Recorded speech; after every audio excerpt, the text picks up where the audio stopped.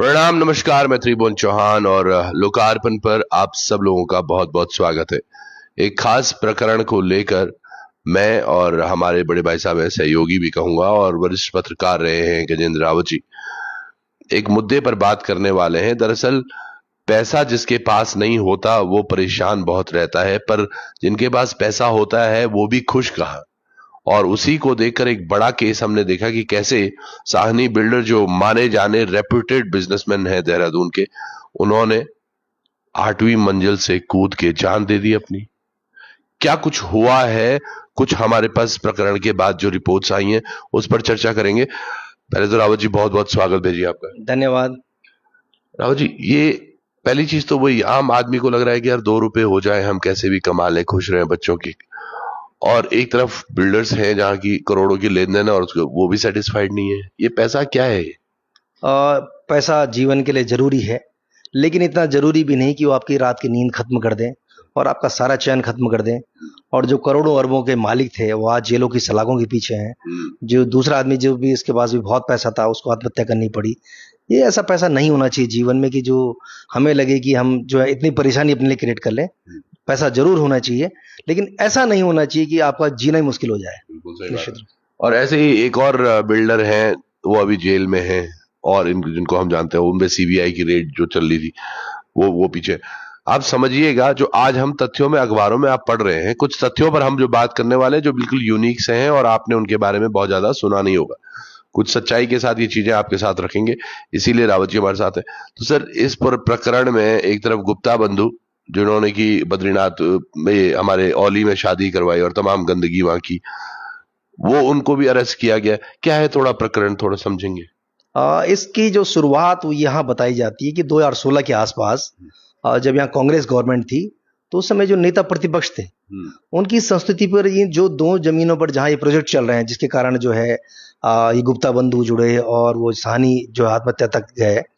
बताया जा रहा है कि उस जमीन का लैंड यूज चेंज करने के लिए जो संस्तुति थी वो नेता प्रतिपक्ष की थी। नेता प्रतिपक्ष यानी कि तब अजय भट्ट हुआ करते थे और हरीश रावत मुख्यमंत्री थे। अच्छा। बताया जा रहा है कि उस समय जो पत्र था अजय भट्ट के द्वारा लिखा गया कि भाई इनको इस प्रकार से लैंड यूज चेंज कराना है, ये सब चीजें होनी चाहिए।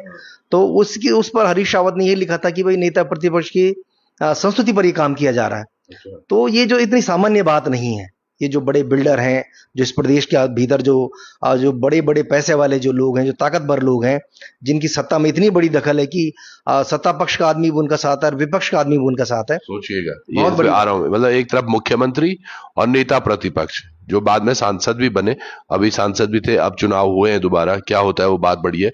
पर समझिएगा, पैसे का खेल। आम आदमियों को तो हमें अपने दूध पानी हमारे, इसीलिए तो जो लगता है हमें कि अनदेखी होती है, अनसुनी होती है हमारे आम लोगों की, क्योंकि बड़े बड़े लोग इन्वॉल्व है और पैसा बहुत ज्यादा इन्वॉल्व है। अच्छा, फिर क्या हुआ 2016 में? फिर उसके बाद बता रहे हैं कि ये जो दोनों जमीनें हैं, ये जो डीआईटी के मालिक हैं अमित अग्रवाल, वो इसके मालिक हैं।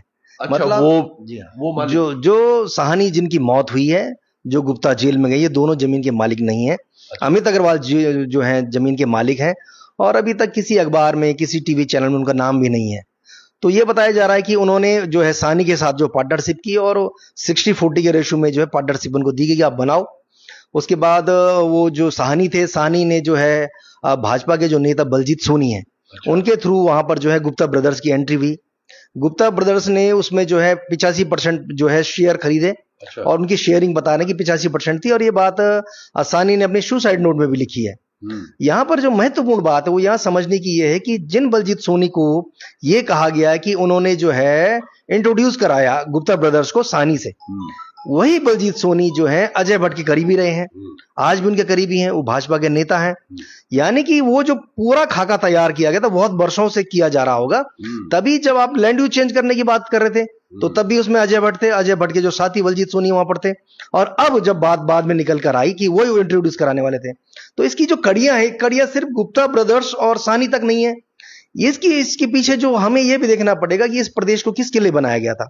इस प्रदेश में अगर लैंड यूज के खेल हो रहे हैं बड़े बड़े या वर्षों से हो रहे थे, तो जो सरकारें और जो विपक्ष दोनों के दोनों किस प्रकार से उनके लिए काम कर रहे थे, ये एक बड़ा महत्वपूर्ण पॉइंट है। इसमें एक बड़ी चीज ये भी सामने आ रही है, देखिएगा अभी तक जो नाम आए हैं, Sahni seems to be a Punjabi name, है ना जी। गुप्ता जी यहाँ के हैं नहीं, वो तो वैसे भी सहारनपुर के ही हैं। तीसरा नाम आ रहा है अग्रवाल जी का। अग्रवाल जी अगेन यहाँ के पुश्तैनी कितने हैं, और इसमें जो इन्वॉल्वमेंट है लैंड यूजेज चेंज करने वाले, वो हमारे भट्ट जी हैं और रावत जी हैं। तो हरीश रावत जी कांग्रेस के मुख्यमंत्री थे, वो उधर भाजपा के थे, और बिल्कुल सही कहा है, बिना सत्ता की साठ गांठ के ये चीजें हो नहीं रही है। आम आदमी के लिए कोई नहीं कुछ सोच रहा, ये बात तो तय है। और सोचिएगा, जो मरा भी है उसने अपने सुसाइड नोट में किसको किया है? एक तरफ पुष्कर सिंह धामी को और एक तरफ प्रधानमंत्री मोदी को। तो जान पहचान, या सोचिए ना, मैं अगर किसी को बोलूंगा यार भैया पुलिस इंस्पेक्टर साहब ये मेरे साथ हुआ है, वो सीधे ये बोल रहा है कि मोदी साहब मेरे साथ ये हुआ है या धामी जी मेरे साथ, तो उसकी भी पहचान अच्छी थी। आज अखबार में ये भी खबर छपी हुई कि जो व्यक्ति ने आत्महत्या करी है, सानी ने, वो उसे एक दिन पहले देहरादून के पुलिस कप्तान से मिले। अच्छा। और उन्होंने उस दिन भी जो है अपनी पीड़ा वहां रखी। उससे पहले बता रहे कि उन्होंने एक शिकायत भी दर्ज की थी कि भाई उनको गुप्ता ब्रदर्स से जो है जान का खतरा है। अच्छा। वो किस प्रकार उनको थ्रेट कर रहे हैं, और ये बताया जा रहा है कि इन्वेस्टिगेशन का पार्ट था। लेकिन ये दिखाई दे रहा है कि इस प्रदेश में बहुत सारी एफआईआर हाथों हाथ हो जाती है, कुछ को लेकर पिन पॉइंट पे काम होता है। कुछ को लेके, जैसे गजेंद्र रावत पे करनी है तो तुरंत कर देंगे, त्रिभुवन चौहान पे करनी है तो तुरंत कर लेंगे, लेकिन जो महिला या कोई अगर बेचारा गरीब होगा उनकी सुनवाई नहीं होगी, वो एफआईआर कभी होंगी नहीं। और कुछ ऐसे मामले भी हैं। निश्चित रूप से जो कारोबारी लोग हैं उनसे प्रदेश भी चलता है, उनसे जीएसटी आती है, इनकम टैक्स आता है, सब कुछ होता होगा। लेकिन कम से कम जो पुलिस के प्रति जो लोगों का विश्वास है वो बना रहे, तो उसके लिए ये बात जरूर होनी चाहिए कि कोई भी सामान्य आदमी जब पुलिस थाने में जाए, किसी पुलिस चौकी में जाए, तो उसको इस प्रकार ही ट्रीट किया जाना चाहिए कि वो अपनी समस्या लेके आ रहा है। बल्कि ये नहीं होना चाहिए किसी पार्टी के आदमी के फोन के द्वारा आ रहा है, ये कोई प्रभावशाली आदमी आ रहा है, ये कोई पैसे वाला आ रहा है, ये सब नहीं होना चाहिए। और ये जो गुप्ता ब्रदर्स थे या भी हैं, इनकी पकड़ को आप इस प्रकार समझ सकते हैं कि इस प्रदेश में जब कांग्रेस की गवर्नमेंट थी, इनको वाई कैटेगरी की सुरक्षा दी गई, और जब बीजेपी की सरकार 2017 में आई तो इनकी जो सुरक्षा थी वो जेड श्रेणी की कर दी गई। इनकी जो ताकत है वो इसी बात से समझी जा सकती है कि इन व्यापारियों की सुरक्षा को लेकर उत्तराखंड की सरकार और उनसे पूर्ववर्ती सरकारें भी कितनी गंभीर थी। एक और वाकया मेरे उसमें आया कुछ महीनों पहले संज्ञान में कि इन गुप्ता ब्रदर्स में से एक भाई को जो है उत्तराखंड क्रिकेट एसोसिएशन सौंपी जा रही थी। अच्छा। जिस दिन उनको यह मालूम हुआ कि जो जोत सिंह उनसोला रिटायर होने वाले हैं, तो वो जो गुप्ता ब्रदर्स में से एक भाई का जो है टिहरी क्रिकेट एसोसिएशन से उनको मेंबरशिप दिलाई गई। ये बात जब यहां मेरे कानों तक पहुंची तो एक दिन मैं हिंदी खबर चैनल में डिबेट में था और मैंने वहां बात रखी। हमने कहा ये प्रदेश किन लोगों के लिए बना, और ये जो गुप्ता बंधु जो साउथ अफ्रीका को बर्बाद करने वाले लोगों में रहे हैं, वहां के राष्ट्रपति को उनके कारण इस्तीफा देना पड़ा, जिन व्यक्ति ने औली में इतना कचरा फैलाया, जिनके कारण जो है कई बार उत्तराखंड की पुलिस एसआईजी हुई, लोगों ने इन गुप्ता बंधुओं के हरिद्वार में कुंभ मेले में वीडियो देखे। उनमें से एक भाई जो है पुलिस को धमका रहा था और कह रहा था कि तुम्हारे जो आईजी संजय गुंजाल है वो हमें भाई साहब कहते हैं। एक व्यापारी आदमी अपना काम करने आ रखा और वहां पुलिस को धमका रहा है, लेकिन उसके बावजूद उस पर कोई कार्यवाही नहीं हुई। एक बार इसी प्रकार का एक प्रकरण वहां पे रितेश शाह हुआ करते दरोगा, उन्होंने इनका चालान कर दिया था। तो वो बता रहे हैं कि बिना परमिशन के हेलीकॉप्टर उतार दिया इन्होंने। अच्छा। तो अगर कोई सामान्य व्यक्ति होगा तो उसको तो पुलिस खदेड़ के ले जाएगी, डंडे बजाएगी, पता नहीं क्या क्या होगा। लेकिन बता रहे हैं कि वो रितेश शाह ने बड़ी हिम्मत करके जो है इनको थाने में बंद किया था, और लेकिन फिर भी जो इनका प्रभाव और जो ताकत थी कुछ घंटे बाद उनको भी उसको छोड़ना पड़ा। इस प्रदेश के लिहाज से ये बात इसलिए महत्वपूर्ण है, इसको भी कोड किया जाना चाहिए, ये भी उसका पार्ट होना चाहिए जो आज जहां चल रही है कि जो प्रेशर साहनी के ऊपर आत्महत्या को लेकर जो उन्होंने सुसाइड नोट में बात कही थी, वो सारा प्रेशर क्या गुप्ता ब्रदर्स की ओर था, या कहीं ऐसा तो नहीं कि जिस व्यक्ति की जमीन है, जिस व्यक्ति को दोनों प्लॉट है, उसकी ओर से भी कोई प्रेशर था कि भाई आखिरकार आपने जो गुप्ता की एंट्री कैसे करा दी। यह भी बताया जा रहा है कि उनकी मौत के बाद जो देहरादून में पंजाबी महासभा के जो लोग हैं और जो इनके बिल्डर्स एसोसिएशन है, इन तमाम लोगों के अलग अलग पॉइंट्स पे बैठकें हुई है। अच्छा। और वहां भी ये बात निकल कर आई है कि जो गुप्ता भले आज जेल में सुसाइड नोट के कारण उसका नाम उसमें था, तो यह भी बताया जा रहा है कि जो प्रेशर था वो एक प्रेशर शाहनी के ऊपर, जितना प्रेशर गुप्ता का था कि मतलब जो अमित अग्रवाल है उनके बारे में बताया जा रहा है, वो नहीं चाहते थे कि इस कारोबार में उनके इस प्रोजेक्ट में जो है गुप्ता की एंट्री हो, क्योंकि गुप्ता का तो नाम ही बहुत खराब था। उनकी जो दबंगई है लोगों ने देखा, उनका जो जिस प्रकार का कैरेक्टर उनका रहा है, धमकाने का, डराने का, पैसे का, पावर का, तमाम तरह का था। तो बता रहे हैं कि जो अमित अग्रवाल है वो नहीं चाहते थे कि उनके इस प्रोजेक्ट में जो है गुप्ता रहे, तो उन्होंने संभवतः सानी को कहा होगा कि आप इसको बाहर कर दीजिए। लेकिन वो गुप्ता के बारे में जो बाद में अखबारों में भी छप रहा है, और जो सानी के उनके बेटे के बयान भी जो कुछ अखबारों में प्रिंट हुए, उन्होंने कहा है कि गुप्ता उनके ऊपर प्रेशर बना रहा था और पूरा प्रोजेक्ट कब्जा करना चाह रहा था। तो एक व्यक्ति जो कल तक इतना बड़ा कारोबारी देहरादून में था, जगह जगह बिल्डिंग बना रहे थे, फ्लैट्स बेच रहे थे, बता रहे हैं जो ऑन रनिंग भी जो प्रोजेक्ट है उसमें 70% वो सेल कर चुके थे, तो वो आदमी इतना प्रेशर नहीं झेल पाई या कोई उनको ऐसा सपोर्ट नहीं मिल पाई स्टेट के भीतर कि वो आदमी आत्महत्या के लिए मजबूर ना होता। आदमी आत्महत्या के लिए ऐसे नहीं कि पहले दिन चला जाता। सही बात। मुझे भी लगता है कि जिस प्रकार से बातें निकल कर आ रही कि उन्होंने पुलिस में कंप्लेंट की, गुप्ता की कंप्लेंट की, वहां सहारनपुर की पुलिस जो है जो साहनी को धमका रही थी, बुला रही थी, जो बातें निकल कर आ रही हैं, तो कम से कम उत्तराखंड की पुलिस का उनको अगर सपोर्ट मिल जाता, या शायद वो जो बात आज अखबार में भी छपी कि भाई एक दिन पहले पुलिस कप्तान से मिले, तो अगर पुलिस कप्तान सेम डे ही थोड़ा सा उस प्रकार का समझते विषय को, और मुझे लगता है कि गुप्ता को टाइट कर दिया जाता उस दिन कि भाई ये देवभूमि है, ये शांत प्रदेश है, तुम यहां दबंगी या गुंडागिर्दी करने के लिए आ रखे हो, ये तो यहाँ बर्दाश्त नहीं होगा। और जब हम ये कहते हैं कि हम इस प्रदेश में देवभूमि में रह रहे हैं, यहाँ कोई भी अनैतिक काम नहीं होना चाहिए, गलत नहीं होना चाहिए, तो सरकार का ऊपर से नीचे कैसा जरूर वो होना चाहिए वातावरण बनाया हुआ कि कोई भी व्यक्ति अगर थाने चौकी में जा रहा है तो उसकी इतनी सपोर्ट जरूर मिलनी चाहिए। और मुझे लगता है कि वो उसके पीछे वो भी एक बड़ा कारण रहा। जो एक और बात निकल कर आई है कि ये जो गुप्ता ब्रदर्स है, इन लोगों का जो आचरण था काम करने का, उसका प्रेशर होने के बाद जो इन्होंने अपने लिए अलग नियम बना रखे थे कि सरकार इनकी जेब में, बड़े बड़े लोग इनकी जेब में, और ये इस देवभूमि के लिए कतई सही नहीं हो सकता। इनके जो नियम हैं, इनके जो कानून हैं, इनके जो कुछ बनाए हुए थे, वो दर्शाता है कि इन 22-24 सालों के भीतर इस प्रदेश में हमारे जो नीति नियंता है, जो हमारा विधायक है, जो हमारा मंत्री है, सांसद है, मुख्यमंत्री है, भारत सरकार में मंत्री हैं, उत्तराखंड सरकार में मंत्री हैं, जो पावरफुल लोग हैं, वो लोग अगर ऐसे लोगों को एंटरटेन करते रहेंगे तो फिर वो समानता का वो विषय कहां से निकल कर आएगा। और एक और जब हम ये कहते हैं कि हम इन्वेस्टर्स को लेकर आ रहे हैं, इन्वेस्टर मीट कर रहे हैं, हमने देश दुनिया के तमाम लोगों को कहा है कि आप यहां आइए, आप जो है अकेले में काम कर सकते हैं, आप ज्वाइंट वेंचर में काम कर सकते हैं, तो दो घटनाक्रम इस बीच में स्टेट के भीतर हुए हैं। एक तो ये सानी का जो सुसाइड केस है, इस सुसाइड केस के बाद आने वाले समय में कोई व्यक्ति देहरादून के भीतर ज्वाइंट वेंचर में काम करेगा नहीं करेगा, एक इस पे सवाल खड़े होंगे। इसी प्रकार के एक विवादित व्यक्ति दीपक मित्तल हुआ करते थे, उन्होंने भी देहरादून में इसी प्रकार के काम किए, और वो भी एक ज्वाइंट वेंचर जो सिस्टम था स्टेट में काम करने का, जिसको लेकर हमारी सरकार बहुत उत्साहित है, जो कहती है कि हमने कई लाख करोड़ के जो है एमओयूज कर दिए हैं, इतने 70-80 हजार करोड़ के जो है ग्राउंडिंग कर दी कामों, पैसे की बर्बादी हुई है। वो तो एक त्रिवेंद्र सिंह रावत जी के समय पर भी हमें याद होगा, एक सम्मेलन हुआ था यहाँ पे जिसमें हम बात कर रहे थे कि भाई बाहर से वेंचर आ रहा, और अभी एक धामी जी ने भी करा। क्या है इनका निचोड़? हमने कहा कि उसका निचोड़ उस दिन निकलेगा जब आप एक कारोबार करने वाले व्यक्ति को, काम करने वाले व्यापारी को, किसी भी इन्वेस्टर्स को यह भरोसा दिलाएंगे कि आपके स्टेट में अगर हम इन्वेस्ट करते हैं तो आपके यहाँ सुखद स्थिति रहेगी।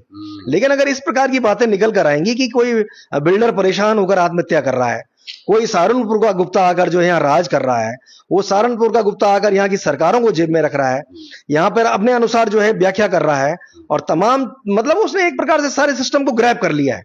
मतलब एक व्यापारी की इतनी बड़ी हिम्मत हो रही है कि वो कह रहे हैं कि तुम्हारी आईजी साहब हमें भाई साहब कहते हैं। ये हिम्मत उन्हें कहां से प्रदान की? ये स्टेट के लिए बेहद घातक है। और इस पूरे साहनी जो सुसाइड केस है, इस साहनी सुसाइड केस में हमारे प्रदेश के जो नीति नियंता हैं, जो हमारी सरकारें हैं, जो अपोजिशन के लोग हैं, उन लोगों को इसी विषय से यहां से समझना पड़ेगा कि जब कोई व्यापारी आपके पास लैंड यूज चेंज कराने के लिए आ रहा है, आप उसको हाथों हाथ एंटरटेन कर रहे हो क्योंकि आपके पास वो बिचौलिया है। लेकिन अगर आप सामान्य, आपके पास चमोली का कोई व्यक्ति आ रहा, धारचूला का आ रहा, उत्तरकाशी का आ रहा, टीरी पौड़ी चमोली कहीं का अल्मोड़ा का आ रहा, तो क्या आप उसको उस प्रकार एंटरटेन कर रहे हो? या फिर वहीं पर एमडीडी का आदमी डंडा लेकर उसके पीछे पड़ रहा है? या यहां पिक एंड चूज के आधार पर चीजें तय कर रही हैं कि जो बाहर से व्यक्ति आएगा वो तो बहुत बेहतर ढंग से अपना काम चलाए, लेकिन अगर हमारे अपने स्टेट का कोई आदमी हो तो उसके आपका बुलडोजर चल जाएगा। ये वो तमाम स्थितियां हैं जो इस नवोदित प्रदेश के लिए, जहां आज भी हम 25 साल या 24 साल का होने के बावजूद वयस्क वाली स्थिति में नहीं पहुंच पा रहे हैं, आज भी हम कर्जे में डूबे हुए हैं, और आज भी हम इस बात की प्रतीक्षा कर रहे हैं कि इस प्रदेश में इन्वेस्टर पहाड़ में कब चढ़ेगा, वो अगर यहाँ मैदान में आएगा तो फ्लैट से कब बाहर आएगा। वो तो अब सबसे बड़ी बात एक और चीज भी होगी ना जी, सुरक्षित नहीं है वो भी। अब अगर वो प्लान भी करे कि मैं कहीं बाहर और इन्वेस्ट करूं पहाड़ों पे, तो सुरक्षा तो यही नहीं दे पा रहे, पहाड़ों के तो हाल ही बहुत बुरे हैं। निश्चित रूप से मेरा मानना है कि जो भी आदमी काम करने आए, कोई भी जो सामाजिक जो सुरक्षा है वो तो व्यक्ति के लिए होनी चाहिए, और उसका ये भरोसा होना चाहिए व्यक्ति का, वो सरकार के पास जा रहा है तो सरकार उसको सुने, उसकी बात को समझे, उसके दर्द को जो है समझे। ये नहीं सोचे कि भाई इस आदमी को लिए कोई ऊपर से फोन नहीं आया दिल्ली से तो इसकी बात ही नहीं सुननी है, या उसकी पर्ची अंदर नहीं जा रही है, या उसको कंसिडर ही नहीं किया जा रहा है। ये इस प्रदेश के जो हमारे लोग हैं, जो सरकारें हैं, उनको इस पर निश्चित रूप से ये इस प्रकार से जरूर काम करना चाहिए कि जिस तेजी के साथ गुप्ता को गिरफ्तार किया गया है, ऐसे वो तमाम गुप्ता जो बाजार में आज भी घूम रहे हैं, ऐसे वो तमाम ताकतें जिन्होंने उत्तराखंड को सिर्फ जो है मतलब ये समझ लिया कि इसको खाया कैसे जाए, इसको लूटा कैसे जाए, इन पर अंकुश लगाने की जरूरत है।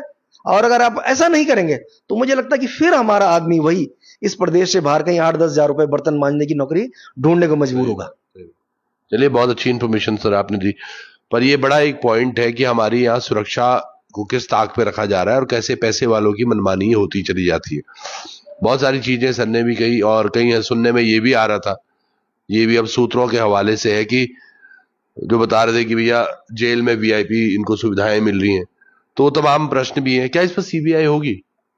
सीबीआई का जहां तक सवाल है, आपको ध्यान होगा कि पिछले समय जब हम लोग घंटाघर में बेरोजगारों को सबसे बड़ा आंदोलन कवर कर रहे थे, तो उत्तराखंड के मुख्यमंत्री ने कहा था कि इस रोस्टर की भर्ती आप पूरी होने दीजिए, उसके बाद मैं सीबीआई करवाऊंगा। क्या सीबीआई जांच हुई? उसने उनसे पहले जो मुख्यमंत्री थे त्रिवेंद्र सिंह रावत, उन्होंने हाउस के अंदर कहा कि जो NH-74 घोटाला हुआ है उसकी सीबीआई की संस्तुति आ गई है। मुख्यमंत्री कह रहे हैं, सदन के भीतर कह रहे हैं। तो मुख्यमंत्री के कहने के बावजूद भी जब सीबीआई उस समय भी NH-74 की नहीं हुई, इन भर्ती घोटालों को जिसको लेके बॉबी पवार से लेके हजारों बेरोजगार लड़के हमारे सड़कों पर आंदोलन थे, उस समय भी नहीं हुई।